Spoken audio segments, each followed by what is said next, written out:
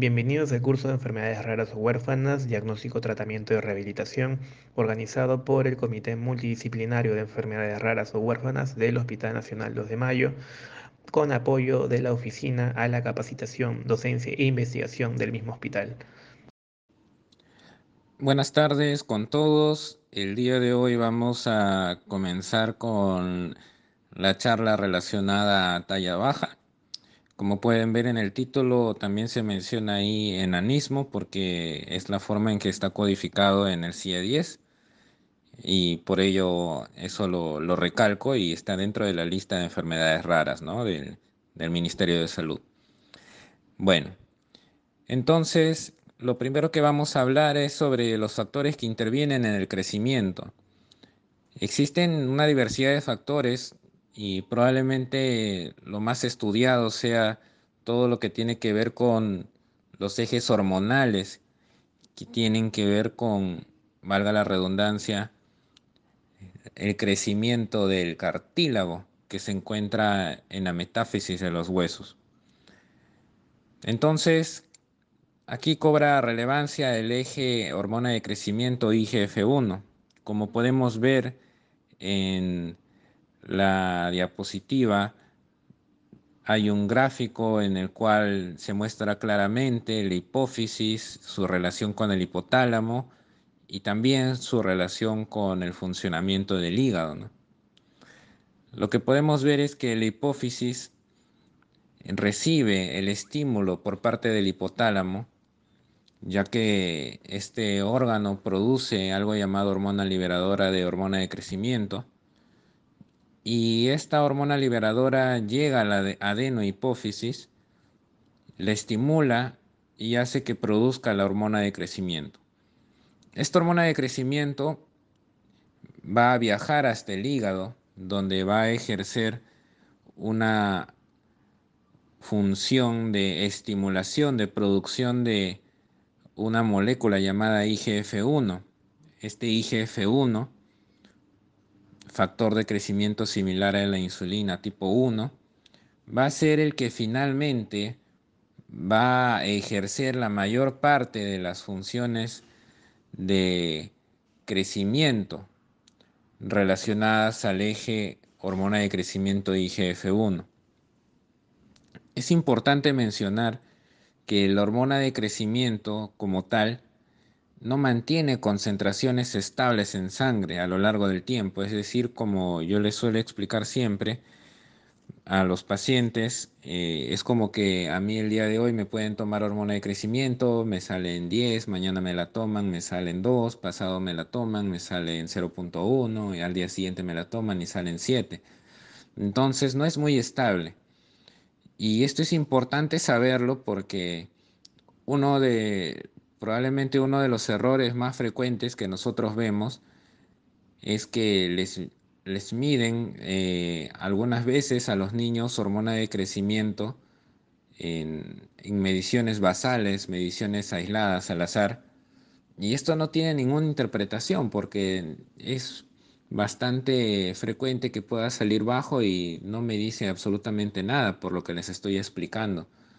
En cambio, la IGF-1 sí es una molécula estable, bueno, más estable a lo largo del día, entonces no va a tener unas variaciones tan bruscas como, como las de la hormona de crecimiento y por tanto va a ser una medición un poco más fiable de la actividad de la misma hormona de crecimiento que medir la hormona de crecimiento como tal.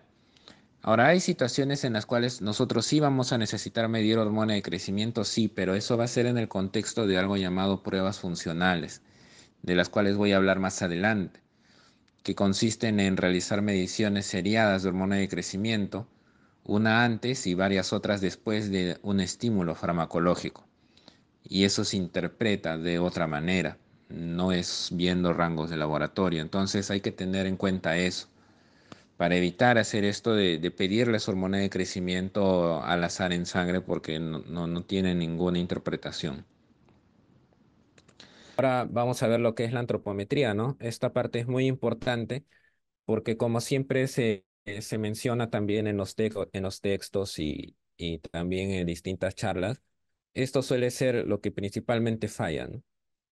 Eh, entonces, es importante siempre recalcar cómo se mide al niño, tanto echado como parado, ¿no? Echado ya sabemos que es en menores de 2 años, parado en mayores de 2 años. Y una de las cosas a recalcar es que a veces se ve que digamos que ante la pura agarran y en una camilla, más o menos lo miden, lo tallan. Entonces, es preferible si es que hay mucha sospecha de que el niño no esté creciendo bien nuevamente, y no tienen las herramientas para tallarlo de forma adecuada, referirlo y evitar estar dando aproximaciones. Les digo eso porque al final eso puede confundir bastante o sea, al paciente y también al médico que recibe al paciente, ¿no? Felizmente, en la atención primaria, la mayoría de establecimientos de salud sí tienen estos instrumentos, ¿no? Que son de madera, ¿no? Y están validados por el INS, ¿no? Pero muchas veces, fuera del ámbito de los establecimientos del Ministerio de Salud, sobre todo en el ámbito privado, es donde muchísimo se ve esto de que de distintas maneras lo tratan de medir y los errores pueden ser bastante groseros, ¿no? Y pueden confundir muchísimo, ¿no? O sea, al punto que si es que el que lo recibe de alguna manera no se llega a percatar de que ha habido mediciones que han estado mal hechas, puede incluso sospecharse de un diagnóstico que no es, ¿no? Entonces, recordar que es tan fundamental esto de las mediciones de talla, como yo le explico a los pacientes, que pueden estar incluso por encima de lo que me pueda dar cualquier examen de laboratorio, ¿no? Entonces, es por eso que es tan importante incidir en que las mediciones sean bien hechas y que si hay mucha duda, preferible no tomarlas en cuenta, ¿no? Como pueden ver, la superficie en la que se talla al niño echado es totalmente rígida, ¿no? Y no solo eso, sino que es bastante horizontal, ¿no? Entonces, a veces se ve que hay algunas balanzas de bebés que traen incorporado un tallímetro. Lamentablemente, estas balanzas de bebés, por obvias razones, no son completamente horizontales, ¿no? Porque ahí tienen que acomodar al bebé para que de cierta manera esté cómodo y se pueda pesar. Entonces, pero obviamente al no ser una superficie horizontal, no va a dar una medición correcta de talla. Igual va a ser, también he visto yo, nuevamente todo esto yo lo he visto en ámbito privado. En el Ministerio de Salud, felizmente, la mayoría de veces tienen el instrumento de madera y uno no tiene mucho que preocuparse de esto. A veces veo que también agarran una camilla y en la camilla le han incorporado una especie de, digamos, de barritas de metal como para que una barrita vaya para la cabeza y la otra barrita vaya para los pies, ¿no? Pero la superficie en la cual se apoya el niño es totalmente blanda, ¿no? Porque es la camilla, no es ninguna tabla de madera, ni de plástico, ni nada por el estilo, ¿no? Entonces, y esto obviamente va a dar también errores groseros de medición de talla, ¿no? Entonces, como yo les explico a los pacientes, a veces lo más bonito no necesariamente es lo mejor, ¿no? Y este es uno de los mejores ejemplos, ¿no? O sea, los tallímetros de madera no parecerán muy bonitos, pero en realidad esos son los que sí siguen a la forma estándar de medición, ¿no? Y, y esto de acá, ojo, no es que, como yo siempre también les explico, porque a veces sí, pues a veces da la impresión, ¿no? De que no, pero ¿qué va a hacer? Pues esa herramienta de maderita, pues toda viejita, ¿no? Pero ustedes ven este gráfico, ¿no? Por ejemplo, es bastante claro, ¿no? O sea, esto es bibliografía americana, ¿no? O sea, no es que sea una especie de adaptación lo que hemos hecho, ¿no? O una adaptación poco estética, ¿no? No es que en verdad es lo que debería hacerse, ¿no? Pero bueno, en fin. Ya. De ahí, acá tenemos lo que es el tallímetro vertical, ¿no? Para los niños mayores de 2 años. Y nuevamente acá es lo que yo siempre repito a todo el mundo en todas las charlas, en todas las presentaciones, etcétera, etcétera, ¿no? Eh, Lamentablemente, nuevamente, en ámbito privado se ve esto y felizmente en los centros de salud es muy, muy poco.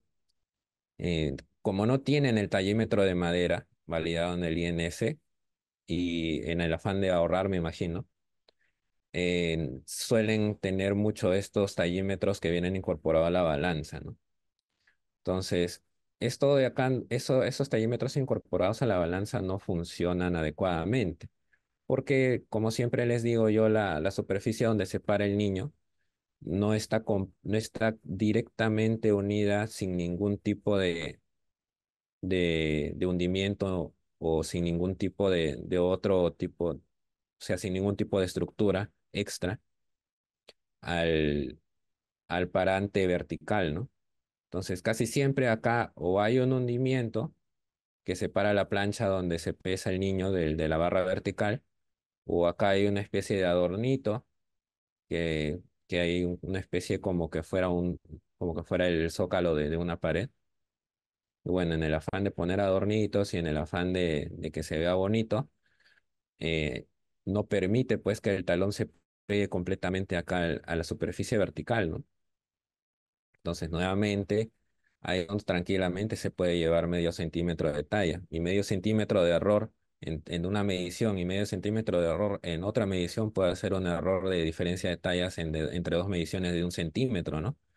Entonces, y esto puede llevar a que uno agarre y le pida pruebas funcionales, sacarle 5 muestras de sangre a un niño cuando no lo necesita, ¿no? Entonces, es así importante que la medición de talla sea la correcta, ¿no? Y usar instrumentos adecuados, ¿no? Em, Igual acá, por ejemplo, en la tabla o en la plataforma que va, ¿no? Sobre la cabeza, también. El tallímetro que viene incorporado a la balanza, muchas veces después de tanto uso, la plataforma que va hacia la cabeza se empieza pues deja de estar tan fija como debería estar y empieza a bailar, como quien dice, ¿no? O sea, al final tú no sabes si está totalmente perpendicular a la barra o si está un poquito inclinado para arriba, si está un poquito inclinado para abajo, porque el niño se va y ¡flum! Cae el parante de metal. Entonces, no hay forma de poder tallar a un niño con una balanza con un tallímetro de ese tipo, ¿no? Entonces, sobre todo si está usado, peor todavía, ¿no? Entonces, eso hay que tener en cuenta. 1000 veces el tallímetro de madera y ya está. Em, bueno, me había saltado esto. Ya. Entonces, hay otras mediciones aparte de la talla que también se hacen eh, para ver lo que es si es que hay simetría o no entre los segmentos del cuerpo. Y uno de ellos es la famosa brazada, ¿no? La brazada, bueno, esto de acá se mide o se empieza a medir sobre todo en los niños que tienen unas tallas bajas importantes, con la finalidad de saber si es que tienen alguna anomalía en las proporciones corporales que pueda orientar a algún tipo de diagnóstico genético, ¿no? Entonces, a manera informativa, hay que saber que la brazada es algo que se mide desde el extremo de las puntas de los dedos medios de ambos brazos, teniendo ambos brazos en extensión. Y pues habitualmente en la infancia y la niñez temprana, la brazada es menor que la talla, ¿no? Luego de ahí, cuando pasa ese periodo, alrededor de los 10 años en varones y 2 en mujeres, la brazada es igual que la talla. Y luego de ahí la brazada se vuelve más amplia que la talla, ¿no? Entonces, esto es algo que puede ser útil para hacer diagnósticos de dismorfias. Y pues como todo en pediatría siempre hay valores normales, ¿no? Entonces también hay curvas que señalan rangos de normalidad, en este caso de la diferencia entre la brazada y la talla, ¿no? Que es lo que a nosotros nos importa cuando queremos buscar esta anomalía. También a manera informativa hay algo que se llama segmento inferior, ¿no? Y segmento superior, ¿no? Entonces, ¿cómo se mide el segmento inferior? Se mide a través de eh, la medición, valga la redundancia, de la distancia que hay entre la superficie que está en la parte superior del pubis hasta el, el nivel donde está parado el niño, ¿no? Entonces, y para sacar el segmento superior, lo único que hay que hacer es a la talla quitarle este segmento inferior y por lógica queda el segmento superior, ¿no? Y este cociente entre el segmento superior y segmento inferior también es otro marcador que nos ayuda a ver dismorfias en niños con tallas bajas muy importantes, ¿no? Asimismo, así como muchas cosas también en pediatría, sobre todo en lo que tiene que ver con mediciones de segmentos corporales, hay diferenciación entre varón y mujer. No es mucha la diferencia, pero la hay, entonces las curvas consideran esto. Y también la raza, ¿no? Se ve que también, por ejemplo, acá hay una comparación de lo que viene a ser eh, aquellos con raza blanca y otros con raza afroamericana. Y se ve pues que el segmento superior suele ser proporcionalmente mayor que el segmento inferior si es que lo comparamos en aquellos afroamericanos comparado con aquellos no afroamericanos, ¿no? Entonces también las razas tienen sus peculiaridades, ¿no? Y que hay que tenerlas en cuenta porque para no ir catalogando de anormal a gente que está bien, ¿no? Entonces, bueno, ahora, en cuanto a lo que es el crecimiento, hay otras mediciones más, pero son ya más enfocadas al campo de la genética, ¿no? Ahora, si es que hablamos de la talla, siempre también al mismo tiempo estamos hablando de genética. La talla es el rasgo, probablemente el rasgo físico más fácil de medir y fuertemente relacionado a la genética. Tal es así que es uno de los modelos de estudio genético más importantes que existen, ¿no?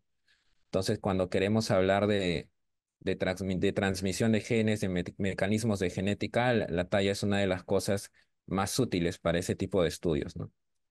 Entonces, ya desde el año 85 ya se sabía que la talla era mediada principalmente por la genética, ¿no?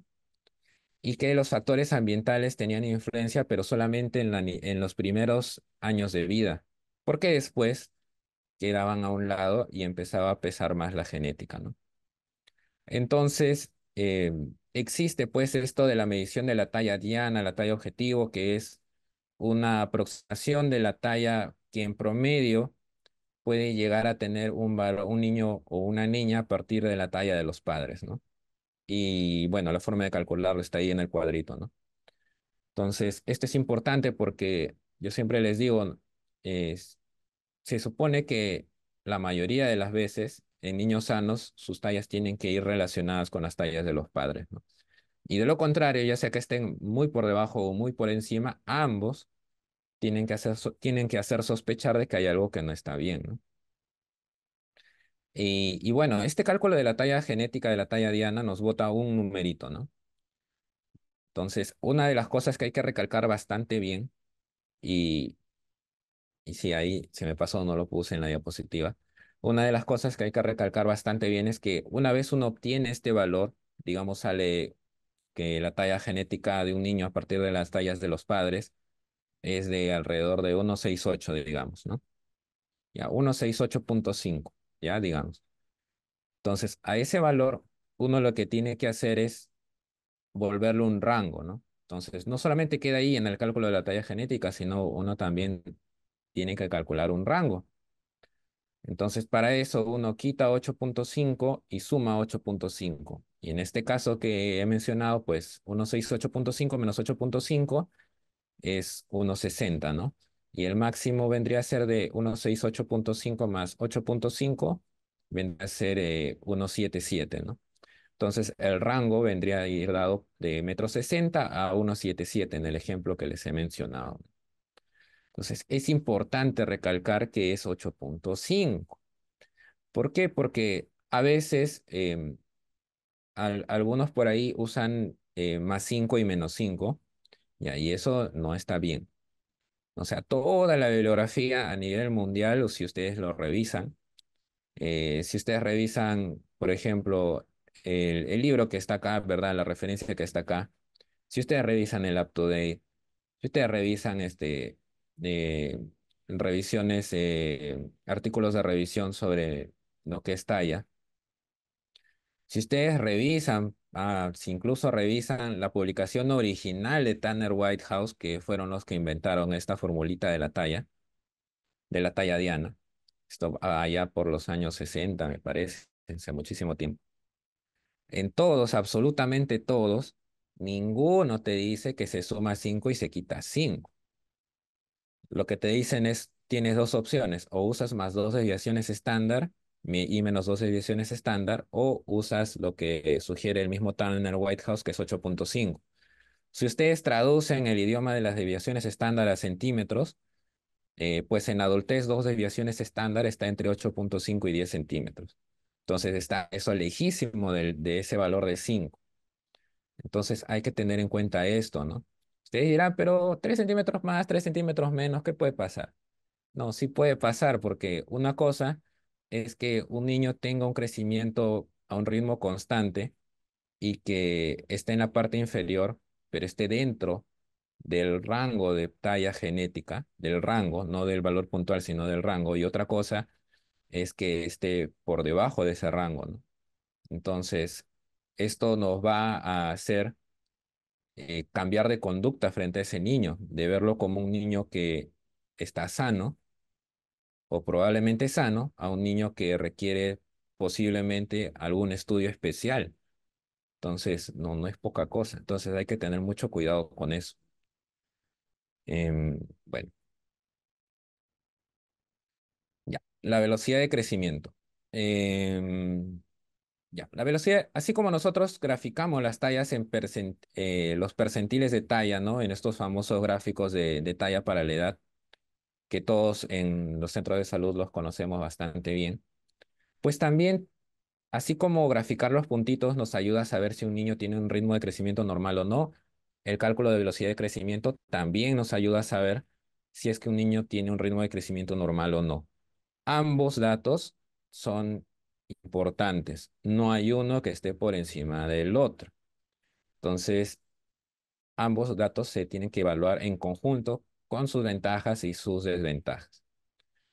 La velocidad de crecimiento no es más que una simple regla de tres. Entonces, ¿qué quiere decir? La forma más simple de verlo es, si es que yo sé que un niño en 6 meses creció 3 centímetros, entonces anualizado, o sea, en un año, ¿cuánto habrá crecido? 6 centímetros. Ya está. Eso es la velocidad de crecimiento. Entonces, esto que parece una fórmula no es más que una regla de tres, solo que expresada a manera de fórmula, ¿no?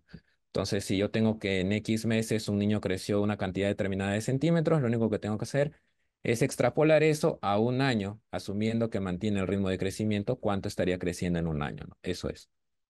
Ahora, la velocidad de crecimiento, idealmente, igual que cualquier comparación de talla, idealmente se debe medir entre dos tallas que están separadas por un tiempo de mínimo de 6 meses. Es lo ideal. ¿Por qué? Porque en menos tiempo hay una alta tasa de error. Y es que el crecimiento en los seres humanos no es que sea tan milimetrado, ¿no? Como yo les digo pues a los pacientes, o sea, va a haber un mes que crece y otro mes que no, un mes que sí, otro mes que no. Y eso es normal, ¿no?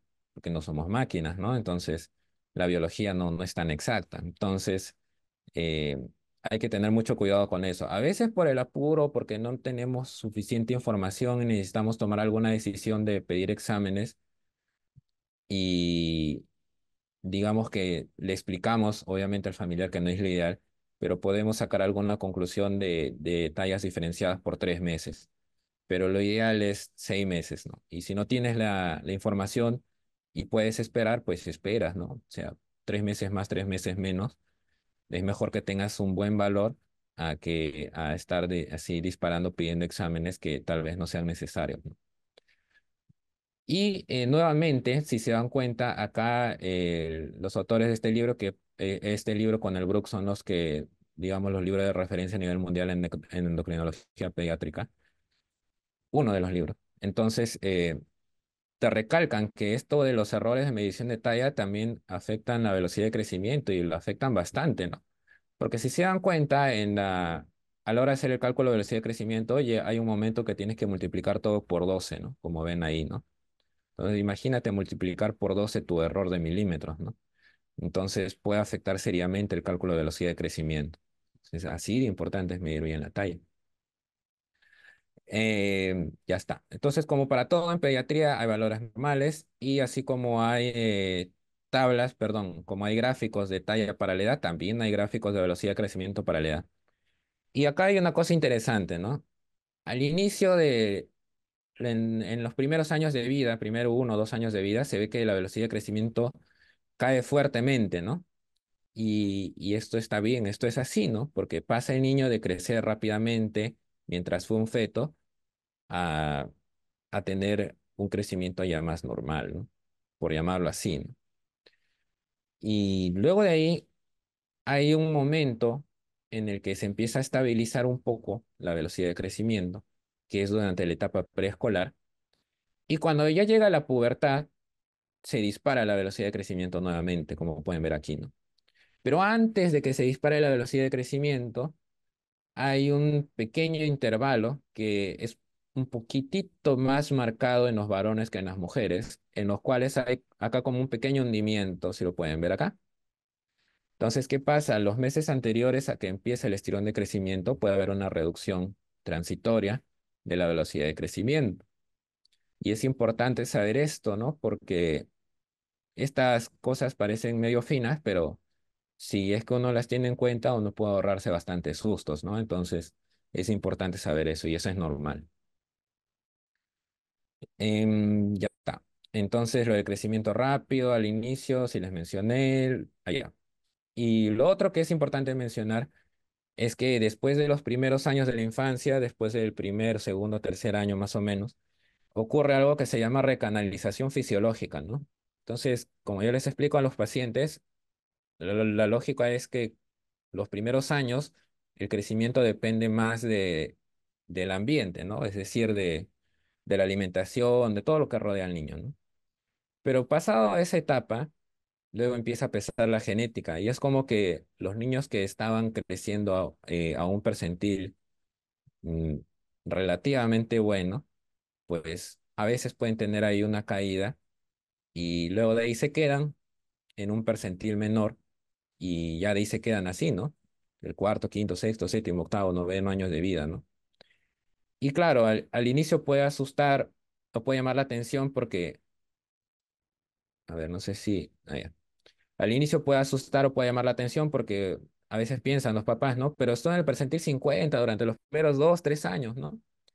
Y luego de ahí cayó al percentil 15 y ya no se mueve de ahí, ¿no? Va cuarto año, quinto año, sexto año, séptimo año de vida y sigue en el 15, ya no se mueve, no va ni para adelante ni para atrás, se queda en el percentil 15, ¿no? Ya. Entonces, y uno al hacer el cálculo, los cálculos a partir de la talla de los padres, uno se da cuenta que en verdad el percentil 15 es lo que sí les corresponde al niño, es más razonable que tenga un percentil 15, teniendo en cuenta la talla de los padres, a que tenga un percentil 50. Entonces, ¿qué fue lo que pasó ahí? Hubo lo que se llama la recanalización fisiológica, ¿no? Entonces, entre comillas, es como que la talla del niño se acomoda a lo que realmente le corresponde, ¿no? Entonces, y eso ocurre después de los primeros años de vida, ¿no? Ya. Entonces, ya. Una de las cosas importantes a recalcar antes de hablar de las variantes normales de crecimiento es que esto también es un error muy, muy, muy frecuente de interpretación. Ya. El percentil 50, bueno, este es el gráfico que todos conocemos, ¿no? Donde está ¿no? La edad acá abajo y acá está la talla y vamos poniendo los puntitos de acuerdo a dónde va la edad con la talla, ¿no? Una de las cosas importantes a recalcar es que el percentil 50 no es la talla ideal. Eso hay que sacarse de la mente. El percentil 50 no es la talla ideal. Entonces, a ver, es como que yo les diga, ¿no? Por ejemplo, yo tengo un valor yo tomo un examen de laboratorio, ¿no? Digamos, yo estoy midiendo albúmina, digamos, albúmina, ya en sangre. Entonces me dice el laboratorio, el rango de albúmina es de 4 a 6, 4 a 6 me parece que, ¿no? De 4 a 6, ya está. Entonces tú dices, ¿no? Al niño le tomaron la albúmina y le salió en 4,5, normal. A otro le tomaron la albúmina 5,5, normal. A otro le tomaron la albúmina, estaba en 5, normal. ¿Hay uno que esté más normal que el otro? No. O sea, si es que el niño obviamente clínicamente está bien, ¿no? No, o sea, no, pues, ¿no? O es como que a alguien le sacan un hemograma, ya algo más cercano, te toman los leucocitos, ¿no? Entonces, a mí me toman los leucocitos ahorita y los tengo en 6.000. A mi compañero le toman, los tienen 8.000. A mi otro compañero le toman, los tienen 7.000. El rango de laboratorio dice 5.000 a 10.000. ¿Alguno de nosotros tiene leucocitos más normales que el otro? No, todos están en rango, ¿no es cierto? Es lo mismo con los percentiles. Entonces, no es que haya un percentil más normal que el otro, no es así. Y si nosotros somos lo suficientemente curiosos, por ejemplo, con el mismo valor del hemograma, de los leucocitos del hemograma, también hay un percentil 50 de leucocitos, también hay un percentil 15, también hay un percentil 20, un percentil 75. Solo que nosotros nunca los miramos, ¿no? O nunca los pedimos, o el laboratorio no los imprime porque el laboratorio sabe que no tiene mucho sentido saber esa información si el percentil 75 no es más, no es mejor que el percentil 25. O sea, todos son normales, ¿no? No tiene mayor importancia, ¿no? Y es lo mismo con las tallas. El único problema es que cuando nosotros analizamos crecimiento, tenemos que graficarlo muchas veces, ¿no? Para, ya sea para nosotros o para explicarle al familiar. Y en este plan de graficarlo, entonces nos empezamos a fijar que hay distintas líneas, distintos percentiles, y empezamos a creer que hay uno que está al centro, que es más normal que el otro.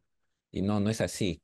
O sea, el percentil es lo mismo que hablar de que el percentil 50 de leucocitos en un laboratorio es 7.000. O sea, no, pues el 7.000 no va a ser más normal que el 6.000, ¿no? Entonces es exactamente igual. Entonces, ¿qué cosa es un percentil? Y eso hay que tenerlo bien claro.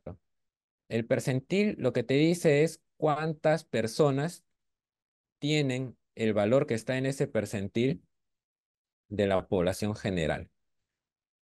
Entonces, más o menos diciéndolo digamos, en una forma breve, ¿no? O sea, la definición formal es que todo lo que está por debajo de por debajo de un percentil es el porcentaje del total que tiene valores menores a menores al que representa ese percentil, ¿no?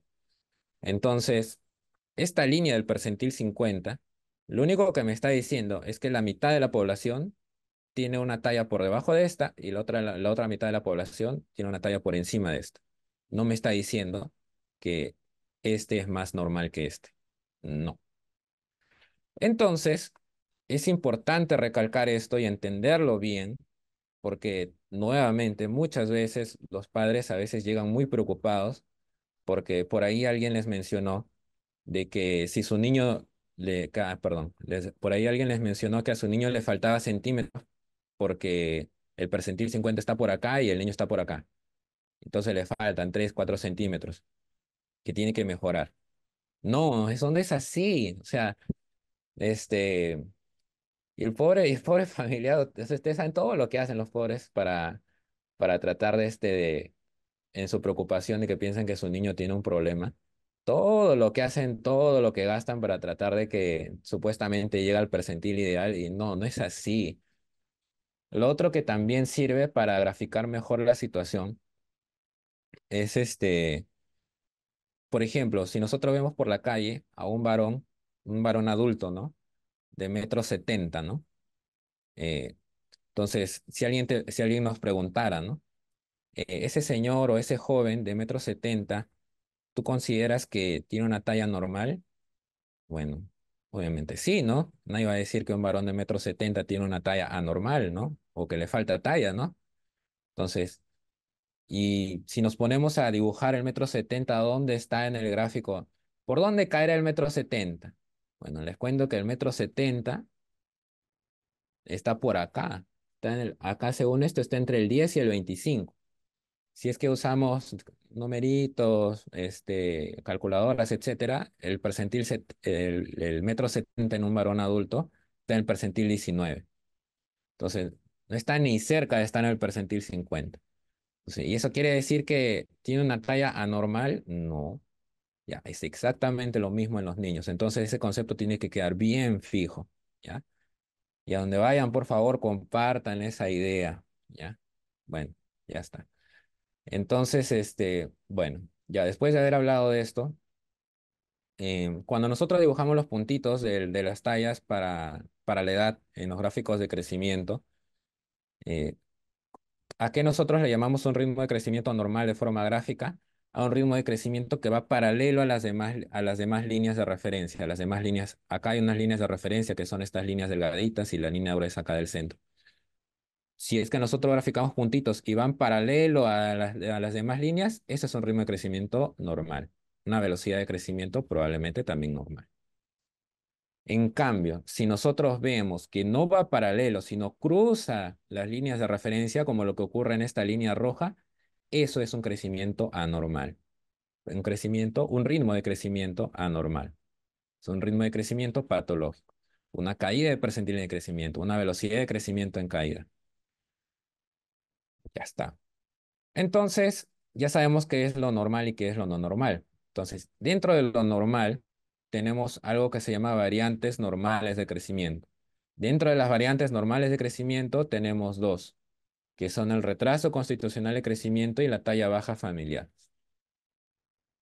Entonces, la talla baja familiar está representada por esta línea de acá. Como pueden ver, se le llama variante normal de crecimiento. ¿Por qué? Porque el ritmo de crecimiento es normal, va paralelo a las demás líneas. El único problema es que está por debajo de todas las demás líneas de referencia.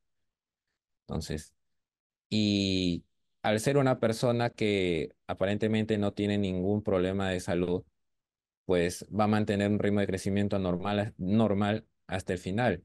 El problema es que la talla no es normal. El ritmo sí, pero la talla no. Entonces, esto es el ritmo, el gráfico de una talla baja familiar. ¿Cómo es el gráfico de un retraso constitucional de crecimiento? Es parecido. Durante toda la niñez y la adolescencia se mantiene por debajo de las líneas de referencia, pero el ritmo de crecimiento, al igual que la talla baja familiar, siempre es normal porque siempre van paralelo a las líneas de referencia.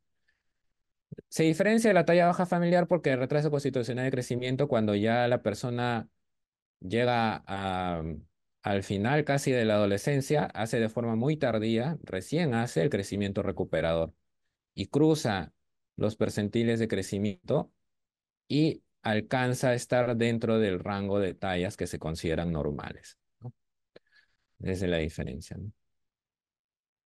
Y pues la talla baja patológica, o sea, no las variantes normales, sino la talla baja patológica, puede tener una infinidad de causas, una lista bien larga, desde causas endocrinas, diversos déficits hormonales, a problemas de malabsorción, ¿no? Esto generalmente tiene que ser deficiencias severas, ¿no? Y muchas veces estas vienen mediadas, como les digo, por malabsorción, o sea, problemas, por ejemplo, de enfermedad celíaca, problemas inflamatorios crónicos, enfermedades crónicas, problemas de riñón, ¿no? Entonces, eso es muy importante saber que la lista es bien larga, ¿no? Entonces, no es solo hormona de crecimiento, hay una serie de cosas que pueden provocar falla de crecimiento, ¿no? Así como también problemas genéticos a diversos niveles del funcionamiento del cartílago de crecimiento, ¿no? Entonces, eso es importante. Entonces, dentro de los mecanismos de crecimiento, una vez que se produce la hormona de crecimiento y llega al hígado donde está el receptor de hormona de crecimiento, se activan diferentes mecanismos, igual como ocurre con todas las hormonas, por los cuales van a llegar a ejercer su acción, ¿no? Y en este caso, todos estos mecanismos, todas estas proteínas, todos estos receptores, estos mediadores, prácticamente a todos se les ha encontrado que pueden tener un defecto genético. Y a través de estos defectos genéticos, pues producir falla de crecimiento, ¿no? Y cada vez se van encontrando más. Por ejemplo, hace 15, 20 años se pensaba que no había errores en la seguridad ácido lábil, ¿no? Y ahora se sabe que sí. Y seguirán apareciendo, ¿no? Entonces, cada vez el rol de la genética va siendo muy útil para entender mejor los problemas de crecimiento, ¿no?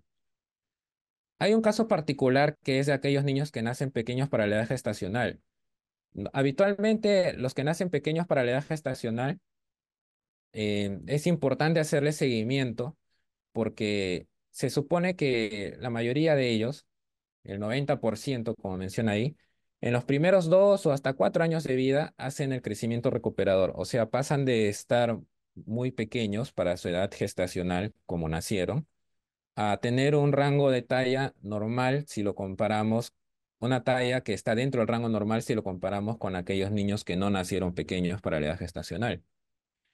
pero hay un 10% que no logra hacer esto, como pueden ver. Y esto se puede ver a diversas causas, ya sea problemas de pituitaria, línea media, de placa de crecimiento, o otros problemas de señalización. Y nuevamente todo esto es afectado, estaría afectado por problemas de índole genético, ¿no? Entonces, es importante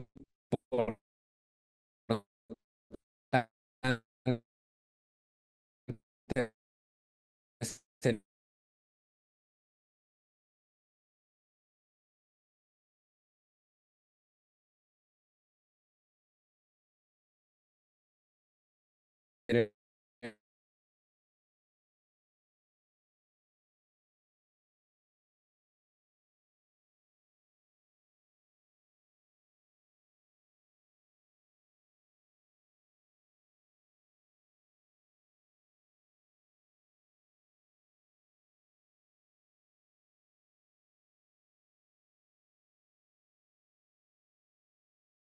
asociada a un niño que nació pequeño para la edad gestacional sin...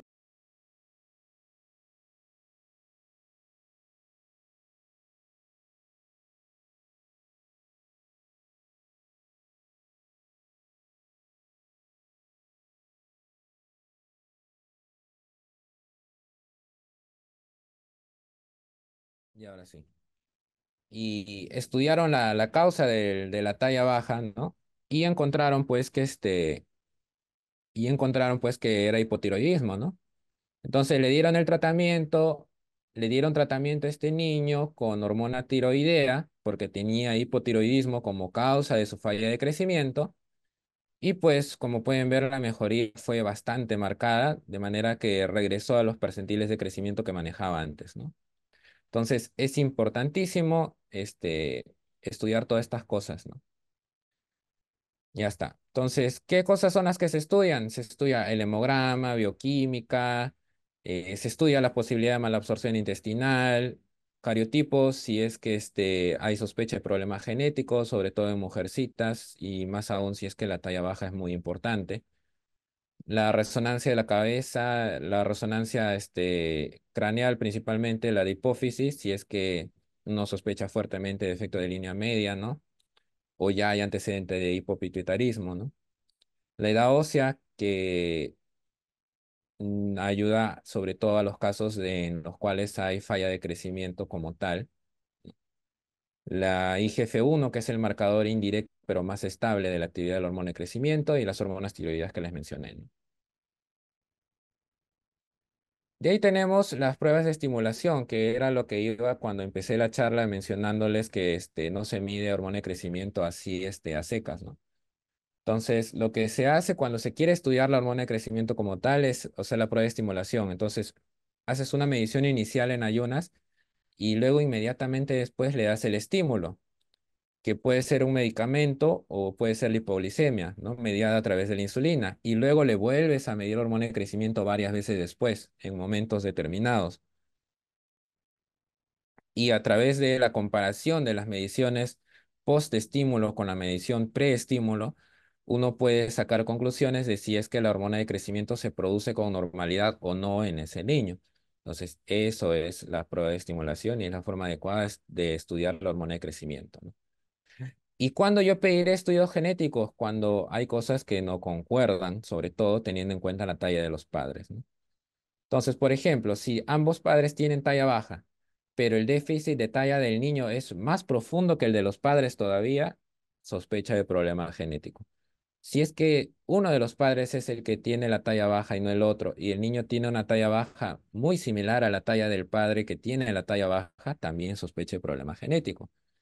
Si ambos padres tienen talla normal y el niño tiene una talla baja muy importante, también hay que sospechar lógicamente de un problema genético, ¿no?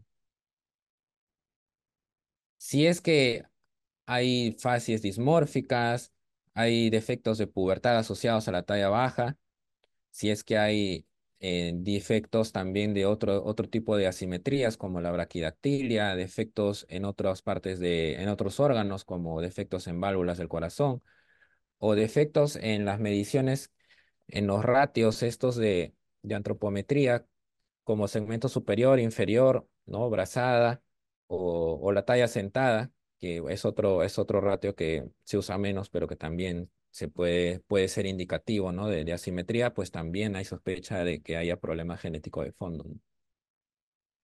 Entonces, luego de nosotros haber hecho todos los estudios a nuestro paciente para saber si es que crece o no de forma normal, descartamos todas las causas secundarias que no tienen que ver con hormona de crecimiento. Entonces, nos aventuramos luego a estudiar la función de la hormona de crecimiento y encontramos que tiene deficiencia de hormona de crecimiento. Entonces, ahí el tratamiento es usar la hormona de crecimiento, ¿no? Recombinante humana, que es la terapia de reemplazo hormonal.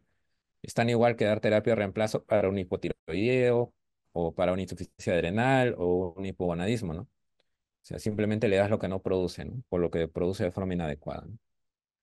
Entonces, pero aparte de la deficiencia de hormona de crecimiento, hay otras situaciones en las cuales también se puede dar hormona de crecimiento, eh, porque ya ha habido experimentos que han confirmado que es efectivo y que es relativamente seguro, ¿no? Entonces, podemos ver, acá está toda la lista de indicaciones de uso de hormona de crecimiento recombinante humana y todas ellas aprobadas por la FDA de los Estados Unidos, salvo una perdón, y en cambio la Agencia Europea de Medicamentos ha aprobado a todas estas indicaciones que ha aprobado la FDA, salvo una, que es la talla baja idiopática, ¿no? Entonces la FDA aprobó el uso de la hormona de crecimiento recombinante humana para talla baja idiopática. Ojo, teniendo la salvedad de que esa talla baja idiopática tiene que ser una talla que esté menor, que sea menor o igual a menos 2,25 desviaciones estándar. Entonces no es suficiente que tenga talla baja, que es menos 2 desviaciones estándar, como ya todos sabemos, sino que tiene que ser menor a menos 2,25, o sea, tiene que estar más abajo de ese rango que delimita lo normal y lo bajo. Tiene que estar más abajo todavía. Entonces, pero la Agencia Europea de Medicamentos no ha aprobado su uso, ¿no? La última aprobación que dio la Agencia Europea de Medicamentos fue en 2000, ha sido relativamente reciente, 2020, si mal no recuerdo, que fue cuando lo aprobó para Nunan, ¿no? Pero hasta ahora no aprueban para talla baja idiopática, ¿no? Entonces, esto ya les dije. Entonces, ¿por qué es la diferencia? Porque muchas veces preguntan esto, ¿no? ¿Por qué es la diferencia que uno lo aprobó y el otro no lo aprobó? Bueno. Hay un artículo bastante interesante, ¿no? Publicado hace poco nomás, en 2020, donde detallan esto, ¿no? Mencionan que la FDA lo aprobó bajo el argumento de la equidad. Sin embargo, tanto la FDA como la Agencia Europea de Medicamentos, ambos hacen supuestos. Entonces, los dos supuestos bajo los que trabajó la FDA fue que la talla baja sería una desventaja potencial eh, para el estilo de vida del paciente, cosa que es medio debatible, ¿no? Por eso lo pone el artículo como supuestos, ¿no? Porque la evidencia respecto a esto no es que sea muy concluyente. O sea, probablemente para talla baja severas, claro que sí, ¿no? Pero la mayoría de talla bajas no son severas, ¿no? Entonces, no es muy consistente la evidencia que demuestre que realmente hay una afectación en el estilo de vida en la mayoría de tallas bajas, en la mayoría. Y el otro supuesto sobre el que trabajó la FDA fue que el uso del hormona de crecimiento recombinante humana para normalizar la talla es una forma de dar oportunidades iguales, ¿no? Entonces, ellos trabajaban también bajo el supuesto de que las oportunidades no serían las mismas para personas con talla baja y tallas que no tienen talla baja. Pero nuevamente, estos supuestos no tienen mucha evidencia que sea consistente, sólida. Ahí está, ¿no? Como le digo, probablemente porque la mayoría de casos de talla baja no son tan severos, ¿no? Lo otro es que lo que menciona la Agencia Europea de Medicamentos es que ellos no la aprobaron por el argumento riesgo-beneficio desfavorable. Entonces, ¿ellos qué dijeron? Dijeron que había poco conocimiento sobre la seguridad a largo plazo y, claro, eso bajo el razonamiento de que la hormona de crecimiento recombinante humana eh, no tienen, se aprobó en el 85, ¿no? Entonces, no es que no ha pasado todavía ni una sola generación, eh, que haya usado la hormona de crecimiento y se les haya hecho seguimiento hasta el último día de sus vidas, ¿no? Porque es relativamente poco tiempo, del 85 hasta ahora, ¿no? Entonces, ellos dicen que hay poco conocimiento de la seguridad a largo plazo y la falta de evidencia de mejoría en la calidad de vida, que era lo que les mencionaba, ¿no? Que para ellos no era sólido, ¿no? Y entonces ellos decían que trabajaban bajo el supuesto de que los niños con talla baja idiopática son bajos pero sanos, porque el ritmo de crecimiento era normal, ¿no? Y que el uso de la hormona de crecimiento recombinante humana como intervención cosmética para la talla baja idiopática, o sea, para la talla baja sin causa conocida de niños aparentemente sanos, no tenía suficiente evidencia de beneficio, ¿no? O sea, en resumen, eh, lo que ellos habían encontrado era de que había niños que respondían y otros que no, y que los que respondían no respondían tan bien como aquellos niños que de verdad tenían deficiencia hormona de crecimiento. Entonces ellos ponían este tipo de beneficio dudoso versus los potenciales riesgos por desconocimiento de falta de información. Entonces lo ponían como argumento para no aprobarlo, ¿no? Y hasta el día no lo tienen aprobado, ¿no? Entonces, el medicamento de qué es eficaz y principalmente es eficaz en los casos de deficiencia, ¿no? Por lógicas razones, ¿no? Porque le estás dando lo que no está produciendo. Entonces, eh, lo que te dicen por ejemplo, esta es la guía para el uso de hormona de crecimiento en niños y adolescentes, ¿no? Publicada en 2016, ¿no? En Hormone Research in Pediatrics, que es la revista oficial de las sociedades internacionales de endocrinología pediátrica. Y en la guía lo que te resume es, pues, lo que está en la parte derecha de la diapositiva, ¿no? El gráfico, ¿no? Que la diferencia entre la talla adulta de los niños que, de la talla final de los niños que reciben tratamiento con hormona de crecimiento con respecto a la talla que les corresponde para la talla de los padres, en comparación con aquellos que no reciben tratamiento, es abismal, pues, ¿no? O sea, sabemos, ¿no? En los niños tratados, la diferencia de su talla adulta con la talla que les correspondía a partir de la talla de los padres, asumiendo padres con tallas normales, es muy poca, ¿no? Estamos hablando, pues, será pues un par de centímetros nada más, ¿no? En cambio, en aquellos no tratados es hasta más de 30 centímetros, ¿no? Entonces, claro, es bastante efectivo sobre aquellos que tienen deficiencia, ¿no? Pero en otros tipos de problemas de talla, la efectividad no siempre es tan buena que con la deficiencia. Entonces, acá vemos en los niños con talla baja idiopática, es este ISS, ¿no? Idiopathic Short Stature. Acá lo que vemos es que el beneficio de la ganancia de talla en la talla adulta o casi adulta, acá vemos por acá está. En la talla adulta o casi adulta, que es este de acá, esta cajita de acá, digamos que no es tan buena si la comparamos con la deficiencia de talla, la deficiencia de hormona de crecimiento, con los resultados de deficiencia de hormona de crecimiento aislada.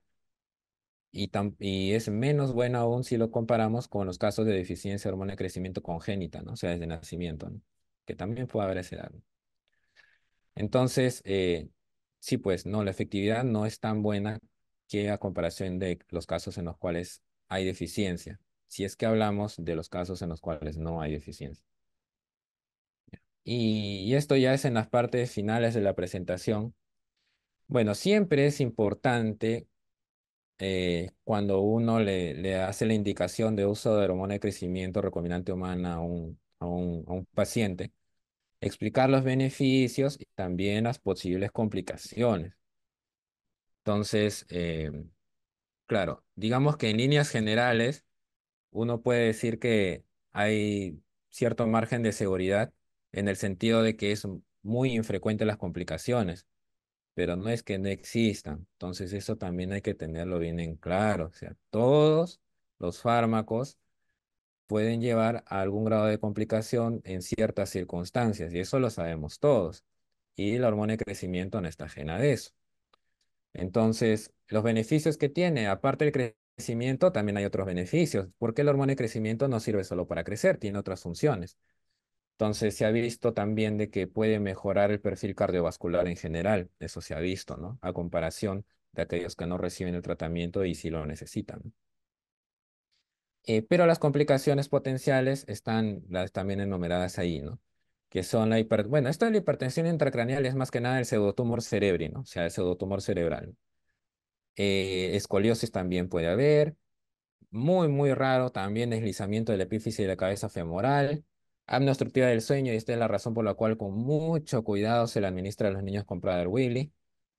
Eh, También se ha mencionado reportes de pancreatitis aparentemente asociadas al uso del medicamento y el aumento de la resistencia a la insulina, ¿no? Entonces, todos los que alguna vez han manejado hormona de crecimiento les podrán comentar que siempre no falta por ahí el pacientito que le estás dando hormona de crecimiento y a los 3, 4 meses te está haciendo prediabetes, ¿no? Leve, obviamente, no llega a ser algo severo, pero te hace la prediabetes, ¿no? Y tienes que estar ahí monitorizando, tratando de usar la dosis mínima, o incluso si es que ves que hay otros grados de desmejoría, ir pues pensando también cuán necesario realmente es o sea, hacer el balance riesgo-beneficio, ¿no?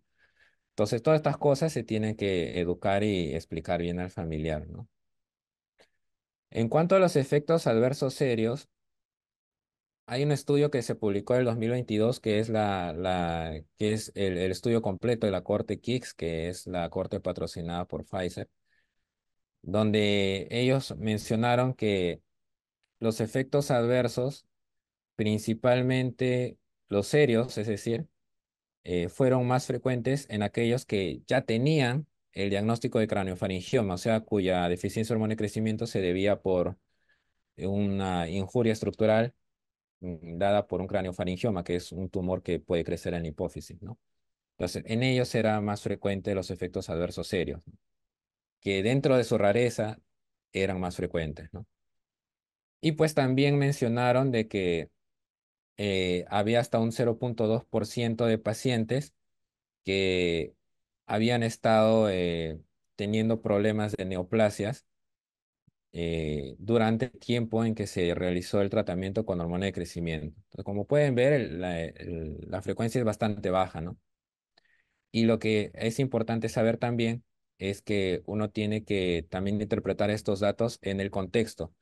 O sea, que teniendo en cuenta si es que el paciente tenía predisposición a neoplasia o ya tenía una neoplasia y no le diagnosticaron ese tipo de cosas, ¿no? Entonces, igual como pueden ver dentro de la rareza, digamos que lo de las neoplasias y lo de los problemas musculoesqueléticos, ambos con su 0,2%, eran, digamos, los predominantes a comparación de los otros, ¿no? De los otros efectos adversos serios, ¿no? Y entonces acá viene el problema este del debate sobre el riesgo de cáncer, ¿no? Em, el, Hubo esto del estudio Génesis, el estudio Salle, ambos eran cohortes que se hicieron para ver este tipo de problemas. Ambas cohortes se encontraron dentro de la rareza, que para ciertos grupos había ciertos tipos de cáncer que aparentemente habían aparecido en aquellos tratados con una frecuencia mayor que en la población general de una edad similar. Y luego de ahí vino el último estudio el estudio KICS, que es la corte de Pfizer, y pues no encontraron aparentemente algo importante relacionado al riesgo de cáncer, eh, pero el problema es que a diferencia de las cortes anteriores, de los estudios anteriores, no habían hecho, no hicieron esta comparación con el uso, con la frecuencia en la población general y la tasa de crecimiento era perdón, la tasa de, ¿cómo se llama? El tiempo de seguimiento también fue muchísimo menor, ¿no? Que en la corte anterior, ¿no? Que la corte Salle, ¿no? Que tuvo un seguimiento promedio de 15 años, es la corte probablemente la más larga, ¿no? Que se tiene hasta la fecha, ¿no? En cambio, el estudio KICS tiene un seguimiento de 4 años en promedio, nada más, ¿no? Entonces, aún todavía sigue ese debate, o sea, tampoco es que alguien, digamos que O sea, si todos estuvieran de acuerdo, estaría aprobado también por la EMA y no solo la FDA. Entonces es un tema de debate, ¿no? Es un tema bastante extenso. Lo cierto es que, como todo medicamento, tiene que ser utilizado en las condiciones para las cuales hay experiencia por estudios previos y para esto están las instituciones y eso hay que dejarlo bien en claro. Em, Esto de acá también creo que es una de las últimas dos diapositivas, se los traigo porque esto de acá lamentablemente lo vemos con mucha frecuencia. No solamente es un problema de acá, de nuestro país, por si acaso, ¿ah? Esto de acá se ve en todo el planeta. Eh, Esto de que hay personas que les dan este tratamiento hormonal a niños con talla normal. Entonces, eh, bajo el argumento de que, bueno, pues si no le pasó nada al otro, pues a mí capaz no me pasará nada, ¿no? Pero no es ético, ¿no? Y no es algo que simplemente lo digan algunos o algo así. O sea, justamente en estas guías del uso de hormona de crecimiento, que fueron publicadas, como les digo, en el 2016 y están en la revista que es el medio oficial de difusión de la Sociedad de Endocrinología Internacional, la Endocrine Society, de la Pediatric Endocrine Society, que es la sociedad norteamericana, y del SLEP, que es la Sociedad Latinoamericana de Endocrinología Pediátrica. Entonces, el consenso conjunto del Comité de Medicamentos y Ética que elaboró esta guía es que no se debe utilizar bajo ninguna circunstancia la hormona de crecimiento recombinante humana en niños con talla normal. ¿Por qué? Pues porque como dice la guía textualmente, el tratamiento con este medicamento implica riesgos serios a largo plazo que no son aceptables, ¿no? Para un niño que tiene un potencial de talla adulta normal. Entonces, eso hay que tenerlo muy, muy en cuenta, ¿ya? Bueno, entonces, este ya es el último tema que quería compartir con ustedes y es el de los mitos, ¿no? Entonces, bueno, lo primero, lo de la vitamina D, ¿no? Lo de la vitamina D, este, eso ya se ha estudiado incluso en niños que tenían deficiencia de vitamina D, ¿no? Y no pasó nada. O sea, en resumen, no les hizo, ni a los que tenían deficiencia, ¿no? Entonces, la vitamina D nos sirve para hacer crecer más. Eso hay que tenerlo muy en claro. Sobre todo porque tal vez con otras cosas no haya mucha preocupación, ¿no? Pero con la vitamina D sí, porque la vitamina D puede causar intoxicación. Entonces, nos sirve para hacer crecer, ¿no? Y esto que les traigo, como ven ahí, esto es de un ensayo publicado en JAMA Pediatrics el año pasado. Em, y el asunto es que el problema es que mucho se confunde el concepto de asociación con el concepto de causalidad. O sea, uno puede encontrar que dos cosas están asociadas, o sea, de que ambas cosas parecen estar relacionadas, pero eso no me asegura que una cosa realmente cause la otra. Y entonces es bajo esta confusión que a veces les dan tratamiento para diversas cosas, porque por ahí sale un estudio que dice que está asociado una cosa con la otra, ya, entonces seguro es bueno para eso. Y no es así. O sea, los estudios de asociación sirven para dar pie a luego a estudios de experimentación. No es para que el estudio de asociación sea utilizado como fundamento para dar un tratamiento. Eso no es así. Entonces, y eso lo dejan bien, bien en claro también algunos autores como el que menciono ahí en la diapositiva, ¿no? Igualmente, el problema con el zinc también es similar. Entonces, el año pasado, Cochrane publicó un ensayo, un metaanálisis que incluyó datos de 20.000 niños y se vio pues que el efecto de zinc sobre crecimiento era prácticamente insignificante, ¿no? Entonces, es importante saber esto, ¿no? Porque como yo siempre les paro explicando y siempre que me invitan o me mandan a hacer charlas, sí, siempre nos falta, todos los años nos falta por ahí uno que aparece con una talla baja severa y le han estado tratando de dar suplementos 2, 3 años y lo han tenido así, ¿no? Pensando que va a hacerlo crecer, ¿no? Y ahí se pierde tiempo de tratamiento, ¿no? Muchos de estos niños lo que tienen verdaderamente deficiencia de hormona de crecimiento, hipotiroidismo, otras cosas, ¿no? Entonces hay que sacarse ese chip de la cabeza de que los suplementos son tratamiento para hacer crecer. Eso no es así. Eh, y finalmente, porque esto es un problema global, ¿no? Es este problema de la mala interpretación que ha habido durante muchísimas décadas sobre el uso de los suplementos. Este año, en marzo, no, febrero de este año, me parece, igual en Hormone Research in Pediatrics, que es la revista oficial pues, de las Sociedades Internacionales de Endocrinología Pediátrica, publicaron un artículo exclusivamente dedicado a esto, sobre lo que es la nutrición y el diagnóstico, y también hablan un poco del manejo del niño con falla de crecimiento. Entonces, y lo que dicen es bien claro, ¿no? Textualmente mencionan que los suplementos hasta ahora no han logrado demostrar tener un efecto clínico relevante como terapia para el crecimiento.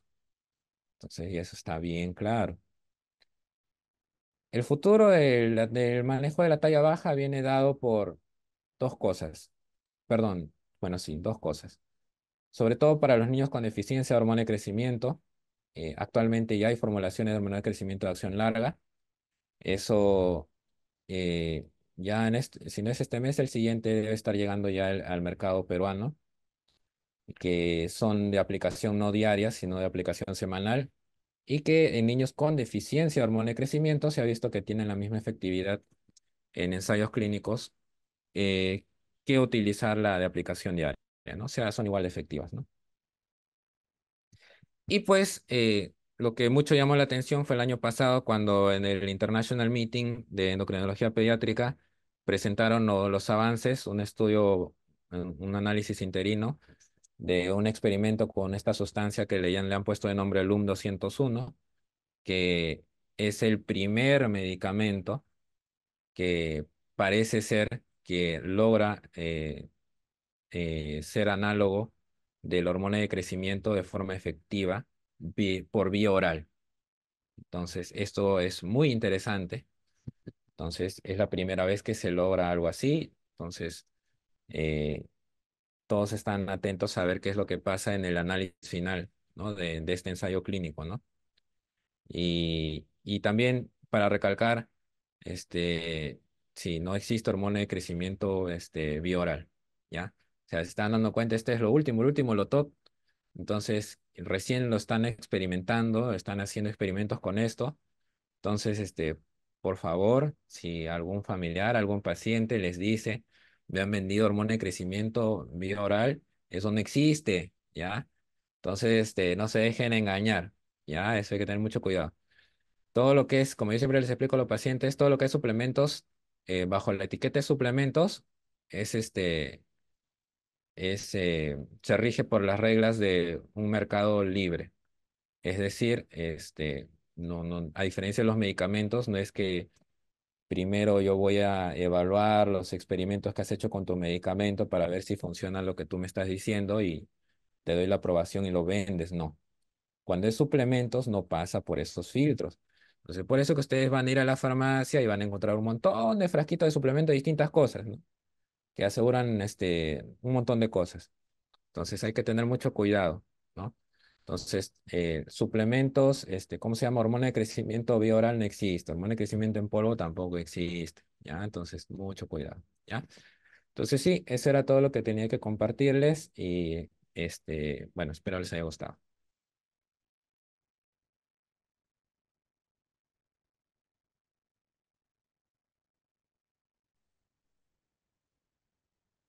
Muchas gracias, doctor, por la ponencia del día de hoy. Han dejado algunas preguntas en el chat para algunas dudas. No sé si nos puede ayudar, por favor, a resolverlas. Allá, a ver, a ver.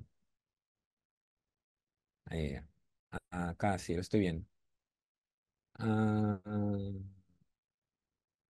ya, dice, ¿cuál es el mejor? Bueno, el hormona de crecimiento se puede iniciar de recién nacido, ¿no? O sea, depende más del momento en que se detecta la, el problema, ¿no? Por ejemplo, en una deficiencia de hormona de crecimiento congénita, ¿no? Si es que es muy severa, puede llevar ¿cómo se llama? Puede llevar hipoglicemia refractaria, ¿no? Entonces, obviamente si es algo tan severo, claro que no está pues no es una indicación para hacerlo crecer más, no es una indicación porque lo necesita, porque si no, no tiene hipoglicemia severa esa repetición, ¿no? Lo cual son casos muy raros y por tanto, al ser anecdóticos, pues son reportes de caso nada más, ¿no? Pero si te toca, ¿no? Ni modo, ¿no? Lo frecuente cuando hablamos ya solamente de crecimiento es que es que se administre generalmente después de alrededor de entre los 2, 4 años en adelante, cuando es para falla de crecimiento, ¿no? Pero para lo que es hipoglicemia severa por deficiencia severa de hormona de crecimiento congénita, bueno, ahí sí te puedes salir de eso, ¿no? Hay usos anecdóticos de eso, ¿no? Pero no es lo frecuente, felizmente, ¿no? Ahora, cuando se suspende el tratamiento con hormona de crecimiento, cuando la velocidad de crecimiento es menor de 2 centímetros por año, o cuando ya la edad ósea está entre 14 y 15 años en mujeres o 16 a 17 años en varones, ¿no? Entonces, ya eso más o menos te va avisando de que darle más no va a hacer más efecto, ¿no? Porque ella pues ya está alcanzando ya su talla final, ¿no? Entonces, acá hay una muy buena pregunta. ¿El uso de hormona de crecimiento en niños y jóvenes deportistas es viable? Nuevamente, lamentablemente, eso es justamente lo que mencioné en la parte final, ¿no? Es una práctica inadecuada, es una práctica no ética, es una práctica que está por fuera de lo que las instituciones regulatorias han aprobado su uso, ¿no? Porque como vemos, tanto FDA como que es Estados Unidos, EMA, que es Europa, y la DGMIT, que acá es en nuestro país, el Perú, no han aprobado el uso de este medicamento con fines estéticos en gente con talla normal, ni tampoco para cuestiones de masa muscular o cosas así que a veces quieren también aplicarlo en eso. Pues tampoco, no, como pueden ver, no está en la lista, ¿no? Ni tampoco está en el inserto, ¿no? O sea, si ustedes curiosidad, agarran, ¿no? Y abren el inserto de la cajita de la hormona de crecimiento, pues no, por ningún lado está eso, ¿no? Y la razón es todo lo que les he mencionado en la parte final, ¿no? Principalmente porque no es ético y el otro que no se sabe la seguridad del medicamento en personas sanas, porque para saber la seguridad de un medicamento en alguna circunstancia tienes que haber hecho el experimento. Y obviamente no es ético hacer un experimento en gente sana, ¿no? Entonces, sí, pues todo eso hay que tener en cuenta. Ah, ¿A partir de qué edad podríamos comenzar a sospechar retraso de crecimiento, sospechar la talla baja y a partir de ahí? Entonces, bueno, la falla de crecimiento puede ocurrir en cualquier momento de la vida, ¿no? O sea, por ejemplo, en un niño con un defecto genético severo puede tener falla de crecimiento desde el primer año de vida, ¿no? Entonces, no es que haya una edad en sí, ¿no? Eso se ve simplemente en el momento, ¿no? Van a la consulta para chequeos habituales con su pediatra y encuentran algo raro y pues lo derivan, ¿no? Ah, ¿Y a partir de qué edad podríamos hacer el dosaje de hormona de crecimiento? Nuevamente, para los que no pudieron llegar a la parte inicial de la charla, la hormona de crecimiento no se dosa de forma aislada, ¿no? O sea, no es como que agarro yo y me doso hemoglobina, ¿no? ¿No? Que me lo puedo dosar, ¿no? Como chequeo o algo así. No, con la hormona de crecimiento no se hace eso, ¿no? Y el error, a pesar de que muchas veces hemos visto que hay el error de pretender hacer eso, se sigue haciendo, ¿no? Y es importante difundirlo, ¿no? ¿Por qué? Porque no tiene ninguna utilidad, no sirve medir hormona de crecimiento, de forma aislada, ¿no? Porque como les ponía yo el ejemplo, pues yo me puedo tomar hormona de crecimiento ahorita, me sale 10, me la tomo mañana, me sale 5, me la tomo más tardecito, me sale 0,1, entonces es muy inestable en sangre, entonces no me dice nada, ¿no? Y lo más frecuente es que si te lo tomas aislado, es que en verdad te salga bajo, ¿no? Por eso es que existe entre comillas, bajo, ¿no? Entonces por eso es que existen las pruebas de estímulo de hormona de crecimiento, ¿no? Que consisten en tomar una muestra inicial de hormona de crecimiento, inmediatamente dar el estímulo, que es un químico, y luego de ahí a los 30, 60, 90, 120 minutos o a los 15, media hora, 45 y 60 minutos, volver a medir hormona de crecimiento y analizar cómo evolucionan las mediciones de hormona de crecimiento antes y después del estímulo, ¿no? A lo largo de un periodo de 1 o 2 horas que demoran las pruebas, ¿no? Entonces, y obviamente como es algo tedioso y complicado de hacer, pues no se le hace a todos, ¿no? Sino solamente a los casos que realmente ameritan, ¿no? Ya está. Ah, esa es una muy buena pregunta. Antiguamente, ¿no? Eh, sí, pues hace varias décadas había esto de las pruebas de estimulación, no con químicos, sino con el ejercicio, ¿no? Post ejercicio, ¿no? Pero eso ya, digamos que ya se ha dejado de lado, porque lógicamente no puedes replicar muy bien esos resultados, ¿no? O sea, ni siquiera para los químicos a veces uno tiene que tener mucho cuidado en interpretar peores con la prueba de ejercicio, ¿no? Porque no es que tú puedas, digamos, como el químico, decir, ah, ya, le hacemos la prueba con 150 microgramos de clonidina, ¿no? Entonces, no es que tú puedas decir, le voy a hacer la prueba con X cantidad de ejercicio, ¿no? O sea, tú más o menos puedes decir, ya que corra tal cantidad de metros bajo ciertas circunstancias, pero no va a ser exactamente igual. Y cada organismo reacciona diferente también a un determinado ejercicio, ¿no? Entonces, realmente son muy imprecisas estas pruebas y ya se ha dejado de lado. Actualmente a nivel mundial, se usan solamente pruebas de estimulación con químicos, ¿no? Ya sea la clonidina o la hipoglicemia inducida por insulina, la arginina y otras cosas más. Ahí, por favor, me olvidé de mencionar esto. Por favor, la arginina es un estímulo para las pruebas de estimulación de hormona de crecimiento, sí. Pero la arginina hace crecer más, no. ¿Ya? Porque es otra de las cosas que tanto venden por ahí. La arginina no ha demostrado hacer crecer, ¿ya? Y justamente esperamos ahí en los CIL publicar en lo que queda de este año un metaanálisis de eso para graficar mejor esa situación. ¿Ya? Entonces hay que tener mucho cuidado con eso. Ya está. Muchas gracias, doctor, por haber respondido a las dudas. Una última pregunta. Eh, ¿Cómo pueden tener los profesionales de salud algún índice de sospecha, ¿no? de este diagnóstico en el primer Ujú, nivel de atención? ¿No? Tenemos en cuenta que la medición de talla y peso muchas veces está a cargo del personal de enfermería. Entonces, ¿qué ujú, consejos nos podría usted brindar para que no se nos pueda escapar este diagnóstico de las manos? ujú. Sí, lo mejor que se puede hacer, como yo siempre les digo, todo parte de la medición de talla, ¿no? A veces siempre hay mucho, a veces ánimo por querer medir el laboratorio, ¿no? Pero siempre lo fundamental es la medición de la talla. O sea, sin la medición de la talla no tienes nada. O sea, tanto es así que tú puedes incluso tener una prueba funcional que te sale que no está, aparentemente no está bien. O sea, que tiene un resultado anormal. Pero si el ritmo de crecimiento es normal, esa prueba funcional pasa a un segundo plano. Así de importante es la medición de las tallas. Entonces, como les dije, lo ideal es comparar tallas con un tiempo de separación de 6 meses como mínimo, ¿no? Y lo ideal es anual, ¿no?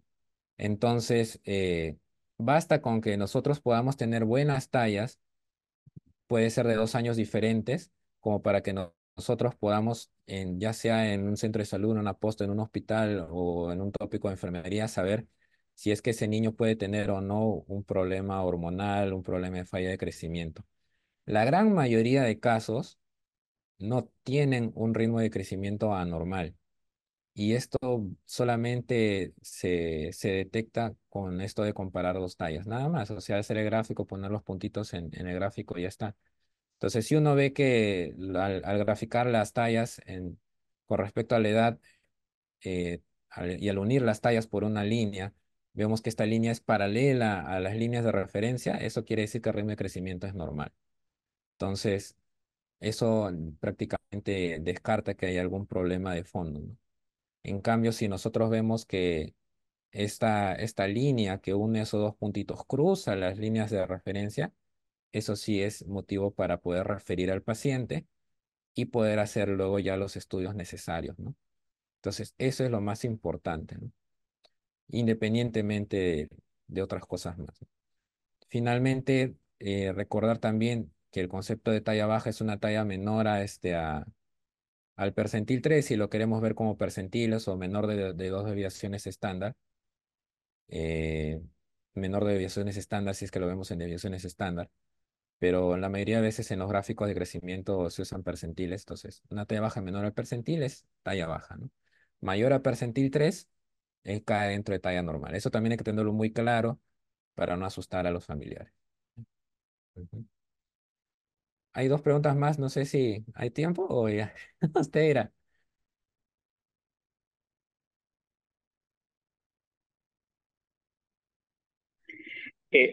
Lo podemos dejar para poder responder sus dudas a través de lo que es el aula virtual, ¿no? Ya, Estimados alumnos, dentro del aula virtual vamos a poder ver un apartado en cada sección correspondiente a cada tema y que se está agregando un campo que es llamado Deja tus dudas, ¿no? Cuando ustedes ingresen a este apartado, les aparecerá un enlace de Google Forms en el cual pueden dejar las dudas respecto al primer tema, al segundo tema y tercer tema que se está brindando actualmente, ¿no? Entonces, este formulario se va a cerrar después de una semana de haber culminado la exposición a través de vía Zoom, ¿ya? Entonces, si tuviesen alguna duda respecto a los primeros temas que se han brindado hasta el momento, pues pueden aprovechar para dejar sus dudas